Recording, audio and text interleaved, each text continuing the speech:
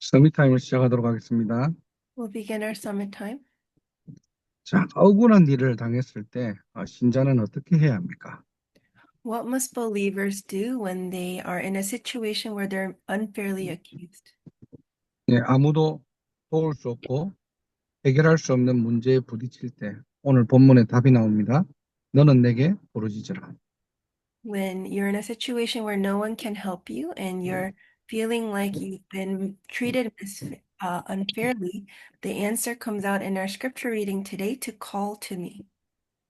그럼 하나님께서 반드시요 응답하겠고 네가 알지 못하는 크고 은밀한 일을 내게 보이겠다라고 말씀하신 거예요. And he says that God says, I will answer you and tell you great and unsearchable things you don't know. 자, 그렇다면 부르짖는다는 말이 뭘까요? So then what does it mean to call to him? 여기에 대한 세 가지 영적인 의미와 우리가 실제 적용할 수 있는 미션을 좀 찾고 우리가 확인해야 됩니다. So we need to find and confirm the three spiritual mysteries that are hidden here. 첫 번째로 부르짖는다는 말은 하나님을 찾는 거예요. Firstly, to call to God means to look for him. 이게 바로 신자가 먼저 할 것입니다. That's the first thing believers must do. 시편 50편 15절에 보면은 환난 날에 나를 부르라 내가 너를 건지리라 내가 너를 영화롭게 하리로다. It says in Psalms 50:15, to call on me in the day of trouble, I will deliver you and you will honor me. 예, 환난 날에 하나님을 부르래요. In the day of trouble or during tribulations, it says to call out to God. 그럼 하나님께서 반드시 건지시겠대요. Then he will deliver us. 그런데 그게 하나님께는 영광이래요. But then he says, that is how you honor me. 이게 저와 여러분들의 정체성입니다. And so that is our identity. 예, 어떤 상황이 오더라도 우리의 신분은 바뀌지 않는다는 거예요. So no matter what situation we face, our status never changes. 그래서 이 비밀 가지고 우리가 문제 속에 들어가고요. 고난 속에 들어가니까 절망이 아니라 오히려 작품이 되는 겁니다. And so when we enter into these problems and tribulations with this mystery, those are not just suffering. 반대로 우리가 먼저 할 것, 이것을 놓쳐버리면은 사실상 우리가 문제와 환란이 오면은 인본주의로 갈 수밖에 없는 거예요. But on the other hand, if we lose hold of what we must do first, those situations and problems become great suffering to us. 하나님 안 찾습니다. And then we don't look for God. 하나님은 최후의 보류가 되는 거예요. And God becomes our last priority. 전부 막 사람 찾고 방법 찾고 해볼 것 다 해보다가 안 되면 하나님 찾는 거예요. We look for answers from people and from our past experiences, and we look to God last. 내가 어려움이 있든 없든 하나님을 찾는 인생 되기를 주님의 이름으로 축복합니다. Whether we have problems or we don't have any problems, I bless you in the name of the Lord, that our lives may be lives where we look for God. 그래서 가장 중요한 게 뭐냐니까 평상시에 하나님을 찾고 누리는 나의 영적 상태예요. And so, what's most important is that we need to have that spiritual state where we're looking for God in our daily lives. 하나님은 나와 어떻게 함께하고 계십니까? How is God with us? 예, 그 축복 매일 누리는 거예요. It's enjoying that blessing every day. 하나님과 함께하면 어디를 가도 하나님 나라거든요. Because if we're with God, wherever we go is the kingdom of God. 그렇다면 항상 우리는 확인해야 되겠죠. 나와 함께 하시는 하나님, 나는 어떻게 이 축복들을 실제 누리고 있는가? Then we need to always check and confirm, how is God with me and how am I enjoying these blessings? 네, 성삼위 하나님께서는 지금도 말씀으로 역사하시고요. The triune God is with us and is working through us through his word. 예, 구원의 역사를 이루시고요. He is fulfilling his work of salvation. 저와 여러분들은 어떤 상황 속에서도 해방된 신분의 축복을 누리는 겁니다. And no matter what situation we're in, we're able to enjoy the identity of the ones who have been liberated. 그리고 성령으로 우리를 인도하시고 역사하시는 거예요. And he is leading us and guiding us and working within us through the Holy Spirit. 네, 이 비밀을 가지고 있다면 어떤 상황 속에도 우리는 실패할 수 없습니다. And if we have this mystery, no matter what problems or situations we are in, we cannot fail. 네, 환난 날에 하나님을 찾는 자 절대 망할 수 없다는 사실을 기억하시기 바랍니다. I hope you can remember that those who call on God in the day of trouble can never fail. 그래서 이 부르짖는다는 말은 물론 간절하게 기도하는 것도 되지만요, 우리의 정체성을 확인하는 시간이에요. And so calling out to God can mean to pray to Him earnestly, but it's also a time where we're finding our identity.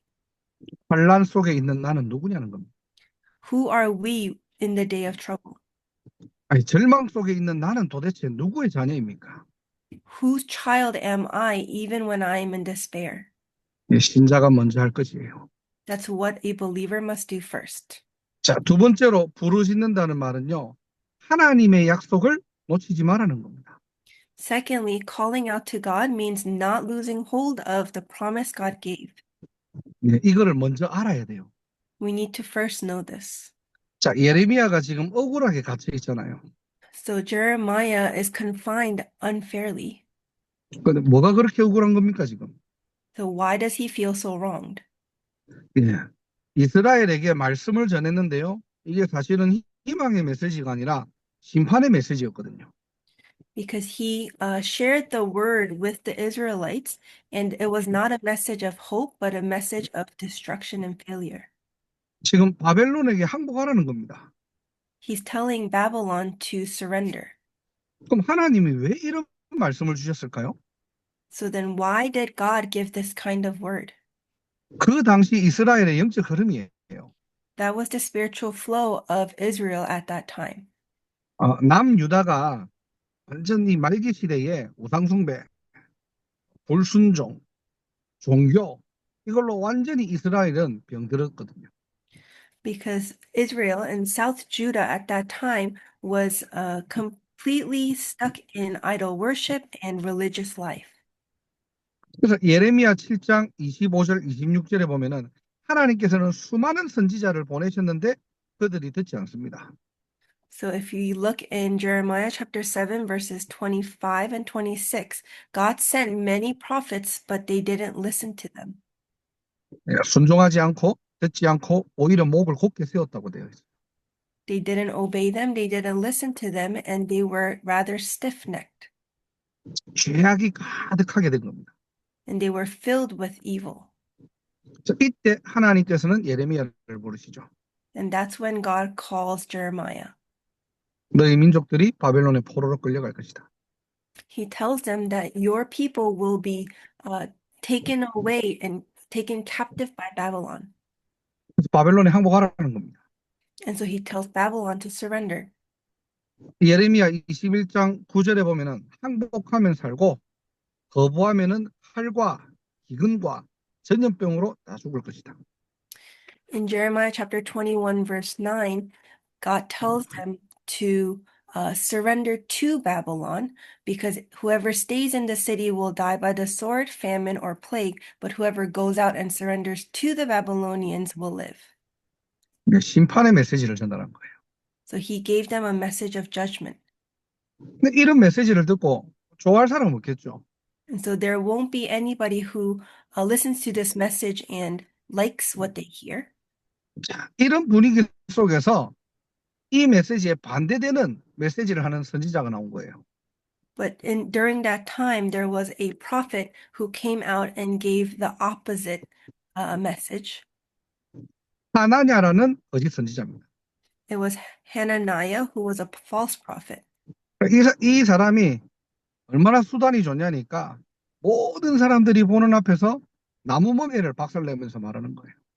So Hananiah was so sly, and he, in front of all these people, broke this wooden yoke and said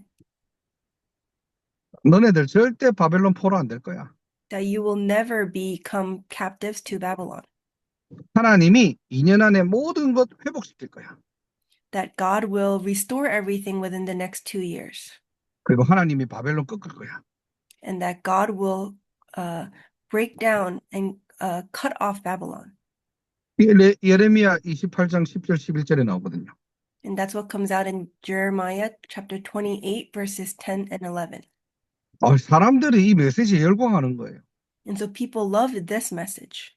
그래, 어떻게 지금 우리가 예루살렘이 성전이 있는 이 남유다, 이 유다 땅이 어떻게 무너질 수 있냐? 하나님이 임재한 곳인데 이게 말이 되냐는 거예요. And so they were saying, yeah, how does that make sense that this land of Jerusalem in South Judah, where the palace of Jerusalem and the temple of Jerusalem is, where God dwells, would crumble? 하나님 메시지가 맞다는 겁니다. And so they agreed with Hananiah's message. 그래, 우리나라를 이렇게 지키고 보호해 줄 수 있고 좀 힘주는 메시지 해야지. And so they loved that he was giving this message that was protecting their country and giving faith and hope to the people. 이제 선지자가 돼가지고 절망적인 메시지만 한다. Why would a prophet give such message of despair instead? 지금 시대도 이런 시대예요. 듣기 싫은 거는 안 듣는 겁니다. We're in this kind of age where people won't listen to what they don't want to listen to. 귀가 있어도 듣지 못하는 시대가 온 거예요. We're in an age where people, even though we have ears, won't listen. 그렇게 말씀을 전달했는데 억울하게 감옥에 가신 겁니다. And so this was the message that Jeremiah gave, and he was then unfairly confined. 이때 하나님의 말씀이 두 번째로 임하죠. But this is when the word of the Lord came to him a second time. 너는 내게 부르짖으라. Call to me. 간절하게 기도하면은 내가 너 살려줄게. 내가 너 꺼내줄게. 이런 말이 아니에요. It didn't mean pray to me earnestly and I will take you out from your confinement. 내가 너에게 준 약속 나는 반드시 다 지킬 거야. But it meant that I will absolutely fulfill that word that I gave to you. 바벨론에게 포로로 끌려가는 것 증된 거야. It will become fulfilled that they will be taken away by the Babylonians. 그런데 그게 끝이 아니라 이스라엘을 내가 반드시 회복시키고 치유시키고 승리하게 할 거야. But that won't be the end, but because I will heal and bring back and restore Israel. 심판은요, 하나님의 저주가 아닙니다. 하나님의 자녀가 심판받는 것은 회복과 치유고 사랑이에요, 하나님. God's judgment is not a curse, it's healing and it's the love of God. 그래서 하나님의 절대 약속을 붙잡아라는 겁니다. So it means to hold on to this absolute promise from God 그 언약이 한치도 흔들리지 말라는 거예요. and to not be shaken from this promise. 그냥 그 일을 행하시는 분이 하나님이시니까. Because the one who will fulfill that work is God.